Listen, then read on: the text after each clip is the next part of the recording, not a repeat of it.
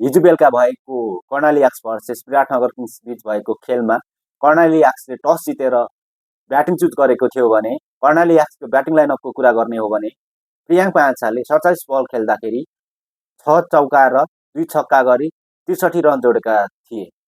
त्यसै गरी मार्क वार्टले 9 बल खेल्दा 1 चौका गरी जम्मा 6 रन मात्रै बनाएर आउट भएका थिए। विलियम बसुटोले 48 बल खेल्दा 2 चौका गरी 48 रन नै बनाएर नट आउट रहेका थिए। उनले टी20लाई टेस्ट जसरी खेलेका छन्। गुलसन झाले 10 बल खेल्दा 2 चौका र 1 छक्का गरी 20 रन बनाएर आउट भएका छन्। त्यसै गरी नाजदुल्ला जाद्रानले 6 बल खेल्दा 1 छक्का गरी 12 रन जोडेर उनी पनि नट आउट रहेका छन्। कर्णाली याक्सले 20 ओभरमा 3 विकेट गुमाएर 160 रन त बनाएको हो, तर त्यो विराटनगर किङ्स जस्तो ब्याटिङ लाइनअप भएको टिमलाई अलिक कमै हुन्छ, किनभने विराटनगर किङ्सले अगाडिको म्याच हार्दाखेरि निकै क्रिटिसाइज भएको थियो। त्यति थोरै रन पनि चेस गर्नु सकेको थिएन भने धेरै मान्छेहरूले क्रिटिसाइज गरेको देख्यो, तर विराटनगरको हो भनेर हिजोको म्याचमा प्रुभ गरिदिएको छ। किनभने किङ पनि कहिले कहिले अघाएको बेला छेउमा आएको शिकारलाई पनि छोडेर उनी चुप लागि बस्छन्। अस्तिको म्याचमा त्यो मात्रै भएको हो विराटनगर किङ्सको लागि।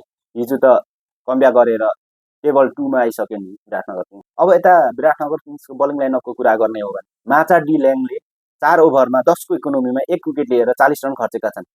त्यसै गरी प्रतीश जीसीले 3 ओभरमा 7.33 को इकोनोमीमा कुनै पनि विकेट नलिई 22 रन खर्चेका छन्। बासिर आमिरले 4 ओभर गर्दाखेरि 6.25 को इकोनोमीमा कुनै पनि विकेट नलिई 25 रन खर्चेका छन्। साम हिन्जाटले 4 ओभर गर्दा 8 को इकोनोमीमा कुनै पनि विकेट नलिई 32 रन खर्चेका छन्। सन्दीप लामिछानेले 4 ओभर गर्दा 6 को इकोनोमीमा 1 विकेट लिएर 24 रन खर्चेका छन्। नारायण जोशी चाहिँ लास्ट ओभर गर्न आएका उनी 1 ओभर मात्र गरे, तर उनी अलिक महँगा साबित भएका छन्। 1 ओभरमा 13 को इकोनोमीमा कुनै पनि विकेट नलिई 13 रन खर्चेका छन्।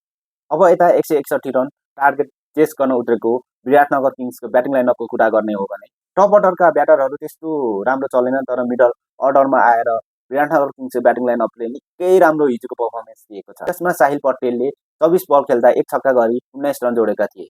त्यसै गरी बासिर अहमेदले 43 बल खेल्दा 3 चौका र 3 छक्का गरी 62 रनको नट आउट पारी खेलेर उनी हिजोको प्लेयर अफ द म्याच पनि रहेका थिए। विराटनगर किङ्सको लास्ट ब्याटिङ अर्डरमा आएर नारायण जोशीले निकै राम्रो ब्याटिङ गरेका छन्। 16 बलमा 2 चौका र 1 छक्का गरी 25 रन बनाएका छन्। विराटनगर किङ्सले 1 बल बाँकी हुँदा नै 7 विकेट गुमाएर 163 रन बनाएर कर्णाली याक्सलाई जितेको थियो। यस्तै खेल सम्बन्धी कुराहरू हेर्नुको लागि खेलजोन युट्युब च्यानललाई कमेन्ट, सेयर, सब्सक्राइब गर्नुपर्ने हो। सब्सक्राइब